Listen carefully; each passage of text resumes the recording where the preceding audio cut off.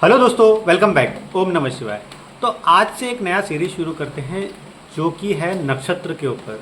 तो मैं इसमें बेसिकली नक्षत्र और उनके वो कैसे रिलेशनशिप को देखते हैं, उनको क्या रिलेशनशिप में रिक्वायरमेंट होती है, और जो भी देखो उस नक्षत्र के लोगों को देखो, या तो आप डेट करते हो बेसिकली, या तो फिर आप एक तरीके से उनसे देखिए रिलेशनशिप में हो, आगे बढ़ना चाहते हो, तो किस तरीके से आपको उनको हैंडल करना चाहिए, वो सारी चीज़ें मैं अभी जो सीरीज़ चालू हो रही है नक्षत्र एंड रिलेशनशिप, उसमें आपको बताऊंगा। तो इसमें देखिए काफ़ी इजी हो जाएगा आपको देखो अंडरस्टैंड करने के लिए बेसिकली कि आप जो भी नक्षत्र के पर्सन को एक तरीके से डेट कर रहे हो या है ना रिलेशनशिप में हो, तो उनके साथ आपको कैसा रहना चाहिए, क्या चीज़ें, और उस नक्षत्र के बारे बताऊंगा कि आप किस तरीके से हो और आप किस तरीके से आपको रहना चाहिए करके। तो ये एक सीरीज़ शुरू अब आज से करूँगा मैं, और ऑब्वियसली अगर आपको ये सीरीज़ अच्छी लगेगी तो ज़रूर लाइक कीजिए, और ऑब्वियसली सब्सक्राइब भी करो चैनल को अगर अच्छा लगता है। तो मैं ये सब चीज़ें बोलता नहीं हूँ, बट बोलना पड़ता है कभी कभी। तो शुरू करते हैं, आज अश्विनी नक्षत्र से शुरू करते हैं। तो देखिए अश्विनी नक्षत्र जो होता है, देखिए ये केतु का नक्षत्र होता है, और कार्मिक बैकलॉग बहुत होते हैं। जैसे ही केतु राहु के नक्षत्र के जब आप होते हो ना, कार्मिक बैकलॉग बहुत ज़्यादा होता है। अब इसमें बेसिकली देखिए जब केतु का नक्षत्र आप हो गए तो एक चीज़ आपको समझना चाहिए कि सबसे बड़ी चीज़ केतु का नक्षत्र कहाँ पर है। ये नक्षत्र है एरीज साइन में। तो यहाँ पे काफ़ी टाइम पे आप देखोगे, एक तो फायरी एनर्जी बहुत ज़्यादा प्रोड्यूस कर रहा है ये पर्सन, एक तरीके से इट में भी कोई भी जेंडर हो। तो यहाँ पे सबसे पहली चीज़ क्या होती है कि खास करके अश्विनी नक्षत्र का एक नेचर होता है, इंडिविजुअल का नेचर होता है कि वो काफ़ी टाइम पे हरी अप कर देते हैं रिलेशनशिप में जाने के लिए।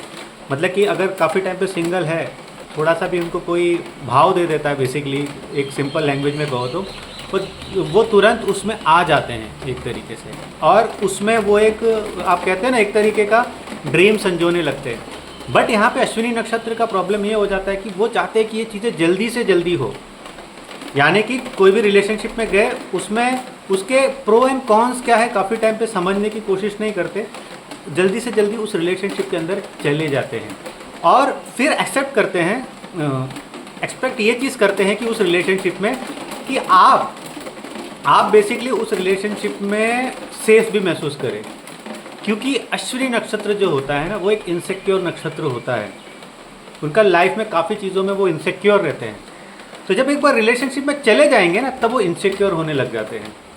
रिलेशनशिप में जल्दी चले जाएंगे, चले तो वो जाएंगे, बट जब एक बार रिलेशनशिप में चीज़ें आगे बढ़ने लगती है तो इनसिक्योर होने लग जाते हैं। फिर नई नई चीज़ों को ढूंढने लग जाते हैं, क्या इसमें ये चीज़ है, क्या इसमें वो चीज़ है, क्या ये लड़की मेरे घर पे आएगी तो इस चीज़ को देख लेगी, क्या ये मेरी ज़िंदगी में इस तरीके का साथ देगी क्या। और मैन में देखा गया वुमन में देखा गया काफ़ी टाइम पे कि मैन सही से रख लेगा क्या मेरे थॉट प्रोसेस को वो मैच करेगा क्या, ये सारी चीज़ें आ जाती है। क्योंकि देखिए अश्विनी नक्षत्र के जो इंडिविजुअल होते हैं ना, वो काफ़ी टाइम पे ब्रॉड माइंडेड होते हैं। उनको कभी भी एक हम बोलते हैं ना कि एक समाज के जो रीति रिवाज होते हैं या एक टर्म्स एंड कंडीशंस होते हैं, एक समाज ने जो बना के रखा है उसमें ज़्यादा बिलीव नहीं करते। क्योंकि देखो ये एक नेचर होता है केतु राहु के नक्षत्र का, या फिर इस प्लैनेट का ही एक तरीके से, इन प्लैनेटों का ही एक तरीके का नेचर होता है कि जो एक सोशल नॉर्म जो बना हुआ है ना, उससे ज़्यादा उनको कुछ फ़र्क नहीं पड़ता है। हाँ, सोसाइटी में रहेंगे बट उनका एक इंडिविजुअल माइंडसेट हमेशा रहेगा ज़िंदगी में। तो वो हमेशा चाहेंगे कि उनका जो पार्टनर हो ना कहीं उनके उस माइंड, उस इंडिविजुअलिटी को वो भी कायम रखे जो उसका है। क्योंकि देखो एक तो अश्विनी नक्षत्र का एक बड़ा मेजर उनका एक ड्रॉबैक ये हो जाता है कि अगर पर्सन जो है ना वो गो गेटर नहीं हो, वुमन खास करके अश्विनी नक्षत्र की होती है ना, उनको एक हस्बैंड चाहिए जो एक गो गेटर हो, यानी कि जो लाइफ में उसका कुछ एम्बिशन हो, वो कुछ अचीव करने में वो विश्वास रखता हो, वैसे पर्सन उन्हें काफ़ी पसंद होते हैं।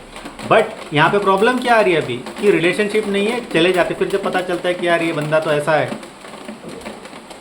जीना है तो जी रहा है, कुछ एम्बिशन नहीं, तब फिर वो रिलेशन ख़राब होता है। फिर आप क्या करते हो, तुरंत उस रिलेशन से निकलने की कोशिश करते हो।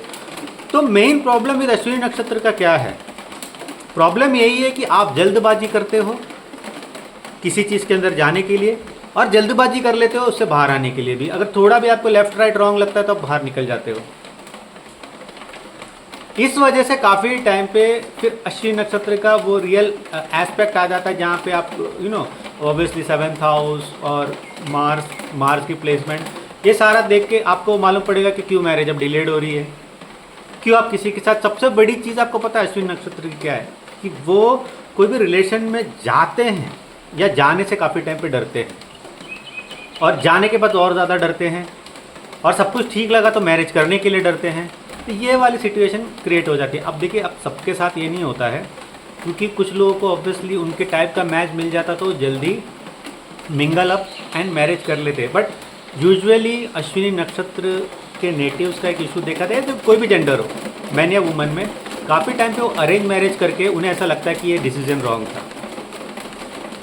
शायद मेरे को नहीं करना चाहिए था, शायद मुझे थोड़ा रुकना चाहिए था। खास करके देखिए, इनके लिए कभी कभी मैरिज बहुत जल्दी हो जाती है। ऑब्वियसली केतु का नक्षत्र है, कोई भी 7th हाउस बहुत ज़्यादा एक्टिव अगर रहा तो सडन मैरिज हो जाता है, और फिर वो मैरिज में नहीं रह पाते काफ़ी टाइम पे, और फिर वो सोचते कि नहीं, यहाँ से नहीं रहना, हट जाना, बस जल्दी से डिवोर्स लो, हट जाओ करके। तो ये वाला सीन यहाँ पे क्रिएट होता है काफ़ी टाइम पे।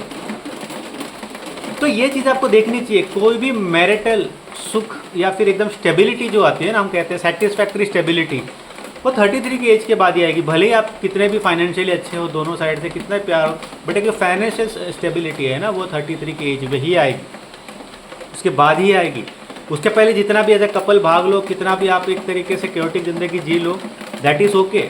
बट उसमें ऐसा नहीं कि बहुत क्योटिक है, मैं आपको टाइम नहीं दे पा रही हूँ या आप मेरे को टाइम नहीं दे पा रहे, तो मेरे को उस रिलेशनशिप में रह के हट जाना है, वो सोल्यूशन नहीं होता है काफ़ी टाइम पे, because that is the Karma of Ashwini नक्षत्र।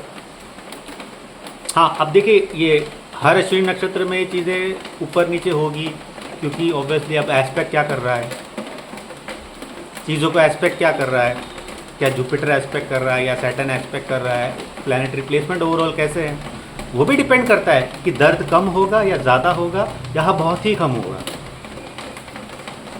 अब जो लोग आपका पार्टनर जो है, वो आपकी वाइफ है, या तो आपका हस्बैंड है, या तो आप रिलेशनशिप, वो अश्विनी नक्षत्र के हैं, तो सबसे पहली चीज़ आपको होना चाहिए कि उनको काम डाउन किया जाए।